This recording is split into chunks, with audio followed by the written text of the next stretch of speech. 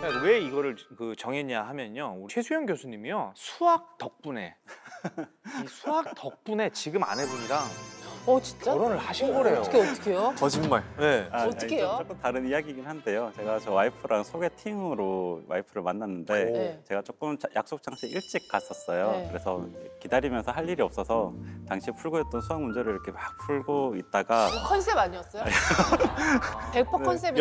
몇 살에? 7년 전쯤에 일했던 것 7년 같습니다. 전쯤에. 예, 근데 너무 집중을 하다 보니 이게 와이프 왔는데도 제가 눈치를 못 채고 있었어요. 그래서 고개를 딱 들어보니 처음 보는 여성분이 앉아 있는 거예요. 그래서 이분은 누구지?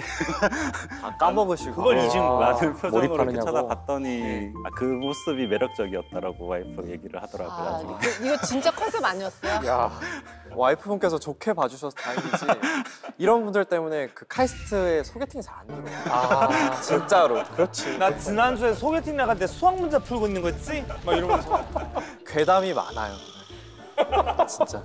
아니, 어쨌든 뭐 성공을 하셨네요. 수학 풀어가지고. 네, 어쨌든 저는 그렇게 해서 뭐 와이프 만나고 결혼까지 하긴 했는데 사실 이 수학에 이 바로 약혼자 문제라는 게 있습니다. 진짜 수학으로 이 결혼, 아주 자기의 최상의 배우자를 만날 수 있는 그런 방법이 있습니다. 어머나. 어떻게요? 공식이 있는 거예요? 네, 맞습니다. 우리가 소개팅 할 때 가장 최적의 배우자를 만나기 어려운 이유가 뭐냐 하면 어떤 분을 만났는데 그분하고 이렇게 거절을 하게 되면 그 다음에 그분보다 더 좋은 사람을 만날 수 있다라는 보장이 없는 거잖아요. 맞아요. 자기가 누군가를 만났는데 이분이 과연 내 평생의 배우자일까? 내 평생의 짝일까? 라는 그 확신을 어떻게 가질 수 있느냐 하는 그 문제를 수학으로 해결을 할 수가 있습니다. 그런 걸 왜 수학으로 해요? 수학으로 하지 마세요. 아, 이거는 저도 약간 의아한 부분이. 그럼 어떻게 해요, 이를테면? 바로 그 패기 표본 전략이라는 것을 쓸 수 있는데요. 쉽게 말하면 버릴 상대를 통해 더 나은 상대를 찾는 방법입니다. 그러니까 예를 들어서 우리가 5명의 사람을 만난다라고 예정을 합시다. 그러면 처음 2명은 그냥 만나보는 거예요. 일종의 패기 표본으로 쓰게 되는 거고요. 그리고 남은 3명 중에서 이 2명보다 더 좋은 사람이 있으면 무조건 잡는 겁니다. 세 번째가 마음에 들면 4번, 5번 안 만나고? 네, 안 만나고 그렇게 하는 방식. 오, 일리는 있는 것 같아요. 그러면 아내분 만나기 전에 2명은 이미 버리셨던 거예요? 아니, 반대로 아내분께서 2분 만나고 3번째 보신 거. 그런 걸 수도 있네요. 서로가 세 번째, 네 번째였던 거지. 네, 그럴 수도 있겠네요. 그럼 그게 5명 중에 앞에 2명은 버린댔잖아요. 그러면 버리는 숫자를 2로 할지 3을 할지는 자기 마음인 거예요? 아니면 무조건 2로 해야 되는 거예요? 굉장히 좋은 질문입니다. 그래서 바로 수학이 하는 일은 뭐냐 하면 여기서 얼마를 버려야 가장 확률이 좋을까? 확률이 높을까? 그게 바로 수학적인 문제인 거죠. 이 와중에 한마디도 못 알아듣고 있는 내 자신이 너무 싫다. 예를 들어서 4명을 버렸다. 그러면 마지막 1명이 그 4명보다 더 좋을 사람일 가능성은 낮아지잖아요. 그래서 너무 많이 버려도 안 되는 거예요. 왜? 10명으로 늘리면 되잖아요. 시간은 한정적이기 때문에 평생 만나는 시간 동안 만날 수 있는 사람을 사람은 그렇게 마음에 안 든다 이렇게 함부로 버리고 그러면 안 돼. 다 남의 집 귀한 자식들이야. 맞는 말씀이에요. 네. 네. 저런 접근. 네. 그래서 어떻게 하면 천생연분을 만나실까요? 마틴 가드너가 1960년도에 얼마를 패기 표본으로 삼아야 적절한가 연구를 많이 하였습니다.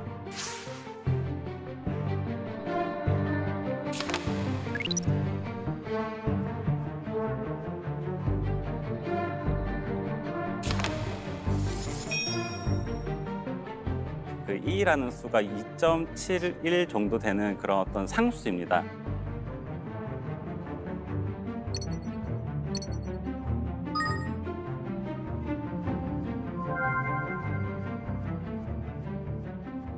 그러니까 우리가 100명을 만난다고 하면 그 100명 중에 그 2를 나눈 값을 패기 표본으로 삼는 게 가장 최적의 선택이다라는 게 바로 이 전략의 방법이고 그 수치가 대략 한 37% 정도인 얘기입니다.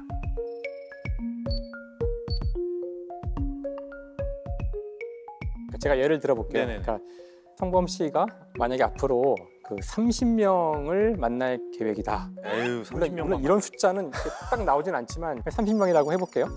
그러면은 37%라 그랬으니까 대략 11명쯤 나와요. 그러니까 11명은 내가 데이터로서 내가 어떤 사람을 좋아하는지를 모르잖아요. 자꾸 만나다 보면 내가 이런 사람을 좋아하고 이 중에 제일 좋았던 사람은 누구고 이런 경험을 쌓는데 필요한 숫자가 11명이란 뜻이에요. 30에서 가장 좋은 결론을 내리기 위해서는. 그런 다음에는 이제 19명이 남은 셈이거든요. 그 19명 중에 누구를 고를 것인가. 근데 문제는 19명을 세워놓고 만나는 게 아니잖아요. 한 명씩 만나면서 우리가 결정을 내리는 순간 다른 사람들은 볼 수 없는 거예요. 이럴 때 가장 좋은 것은 지난 11명의 사람 중에서 내가 생각하기에 제일 좋았던 사람은 7번째 사람이었는데 이 사람보다만 좋은 사람이 나오면 무조건 이 사람을 고르는 것이 내가 30명 전체를 만났을 때 이게 제일 높은 확률이란 뜻이에요.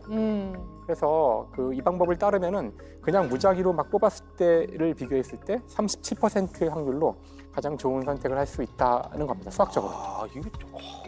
예를 들어서 면접을 본다고 한번 생각해 보겠습니다. 네. 100명을 면접을 본다고 했을 때 너무 앞에서 선택을 하지 말고 조금 미루라는 얘기입니다.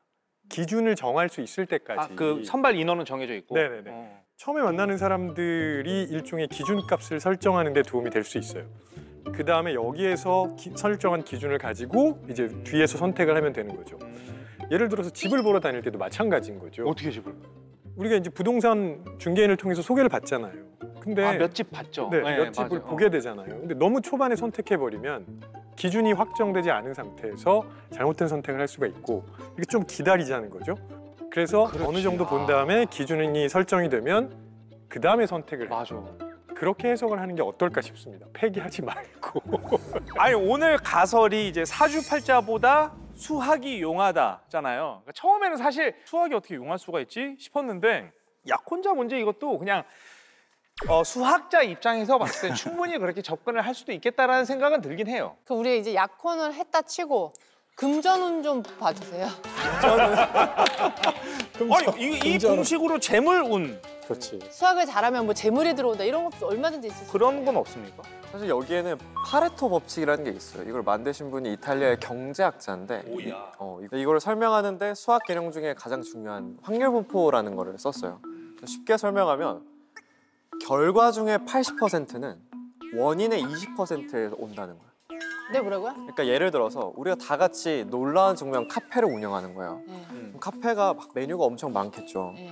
근데 사실 전체 매출의 80%는 메뉴의 20%에서 나온다는 거예요. 잘 나가는 뭐 아메리카노, 뭐 돌체라떼 이런 데서 나오고 네. 똑같이 그 매상의 80%도 20%의 단골 고객에서 나온다. 이게 이제 파레토 법칙이라는 게 있습니다.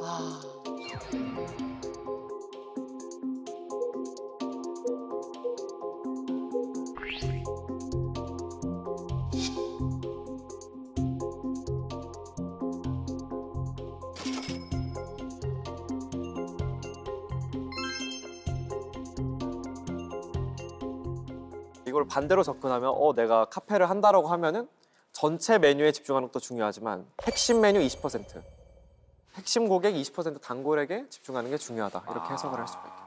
그러면은 사실 수학으로 이렇게 드라마틱하게만 돈을 많이 번다거나 그런 건 좀 너무 선 넘는 것 같고 그래도 수학이 투자를 할 때는 좀 도움이 될 수 있다. 그래서 요즘 트렌드가 퀀트 투자라는 게 있어요. 그래서 원래 우리가 투자를 한다고 생각하면 시장 동향도 좀 읽고 앞으로 있어야 될 일도 좀 예측하고 옛날에 역사적 사건에 뭐 이런 게 있었는데 이런 게 이제 기존의 투자 방식인데 이 퀀트 투자라는 건 완전히 수학적인 데이터랑 알고리즘만 가지고 그 안에 패턴이 있다고 생각을 하는 거예요. 그래서 그거를 기반으로 하기 때문에 실행 속도도 굉장히 빠르고요.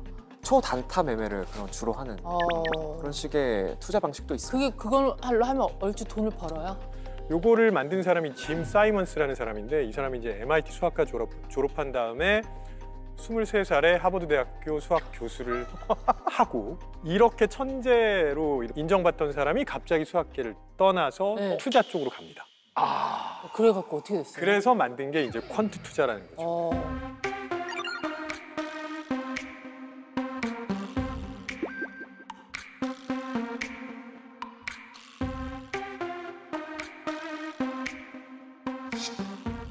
수익률이 전설적이에요. 어머나. 30년 동안 평균 수익률이 66%. 그러면 수학계를 떠날 만하지 않아요? 너무 죄송해요. 아니 떠나셨죠? 너무 죄송한데. 정도면. 아니 그런 수익률이면 떠나는 게 맞지 않나요? 이분은 사실 금융에 대해서는 전혀 몰랐다고 하세요. 아예 모르고 순수하게 수치로만 이 데이터를 접근을 해서 도전을 해봤는데 확률적으로 너무 많은 수익이 거두다 보니 그래서 나중에는 사실 세계 10대 갑부까지 올랐습니다.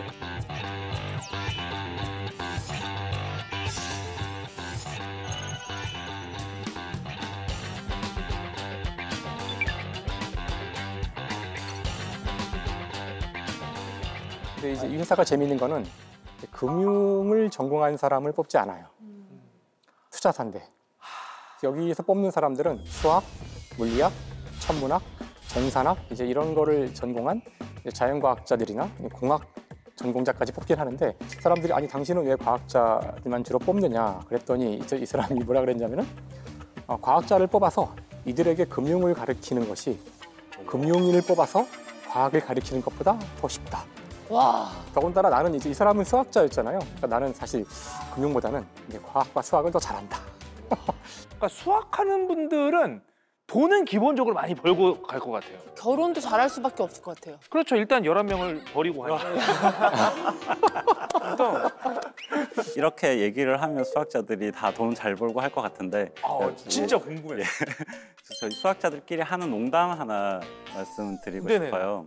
집에 불이 나면 어떻게 반응하냐 이제 이런 얘기를 하는데 대부분의 사람들은 놀라서 나가건 막 도망가잖아요. 물리학과 분들은 딱 일어나서 필요한 물의 양을 대충 계산을 해서 물을 끈대요. 근데 대신에 너무 대충 계산했기 때문에 소수점 둘째 자리까지만 계산을 했기 때문에 김상욱 교수님 마상.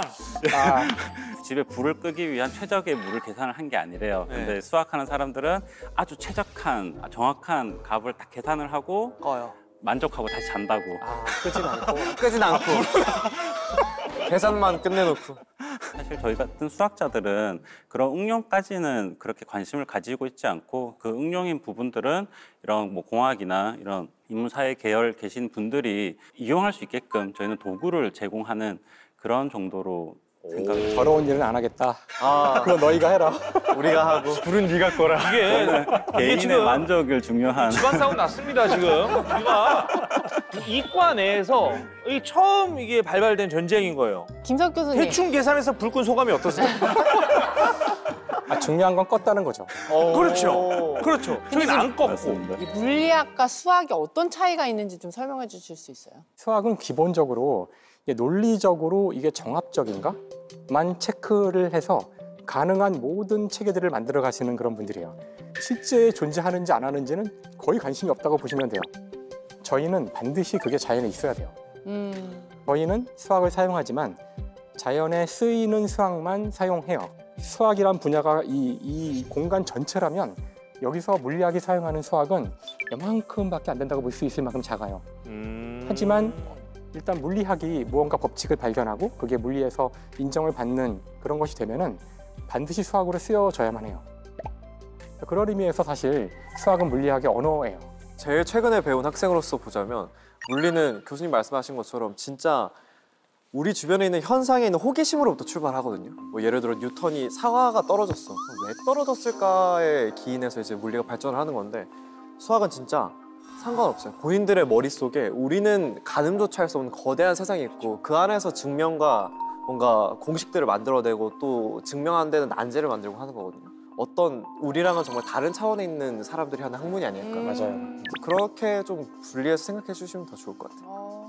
저희 물리학과 사람들이 보시면 되게 오만하고 재수 없잖아요. 네. 되게 잘난 체하고. 네. 근데 저희가 유일하게 가서 길을 못 펴는 사람들이 있는데 그게 바로 수학 하시는 분들이에요. 진짜. 수학은 저희보다 더 높은 레벨에 있기 때문에 그러면 놀라운 증명 나오실 때, 막 주변에서, 드디어 이제 이과의 찐가 나왔다가 좀 뭐 반응 열렬했겠는데요? 이런 말씀 드려도 되는지 모르겠는데 안 그래도 여기 출연한다고 저희 학생들한테 얘기를 하니까 네네네. 저희 학생들이 거기 이과는 없는 것 같은데 그럼 우린 어디 무과냐 우리는? 지금 보셨죠? 무과예요 우리는? 제일 재수 없고 제일 잘난 체하고. 문과, 이과, 잡과야 우리는. 수학자들 얘기하니까 궁금해지는데 최수영 교수님의 최애 수학자는 누구예요? 뭐 여러 수학자들을 제가 존경하고 좋아하지만 사실 저는 오일러라는 수학자를 오일러. 가장 존경합니다. 어떤 부분이? 예, 오일러라는 수학자는 이제 스위스의 수학자이신데요. 스위스 집회에 들어가실 정도로 굉장히 유명한 수학자십니다. 평생 엄청나게 많은 연구도 하셨고 우리 왜 함수를 f of x라고 표현을 하잖아요. 그런 기호 같은 것도 처음 도입한 그런 수학자이십니다.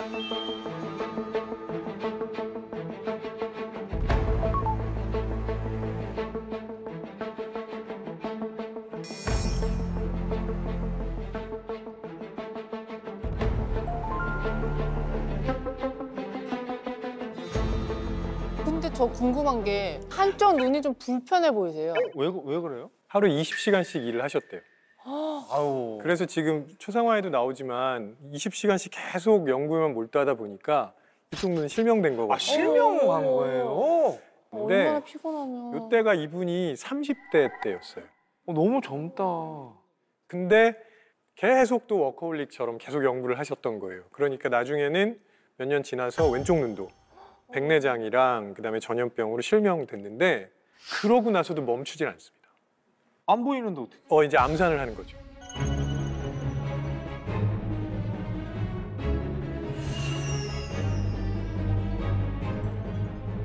수학계 베토벤 같은. 프랑스의 철학자 니콜라 드 콩도르스의 후작이 오일러가 사망한 다음에 말을 남겼는데 죽음이 드디어 그의 계산을 멈췄다. 아, 그게 거기서 나온 말이구나. 그래서 사실 저희 이제 물리학과에서도 이 오일러의 이론을 많이 배워요. 오일러 라그랑지 이퀘이션은 저희 보통 2학년 때, 3학년 때 다 배우는 그런 건데 수업 시간에 이 파트를 배울 때 언제나 이야기를 하는 게 있어요.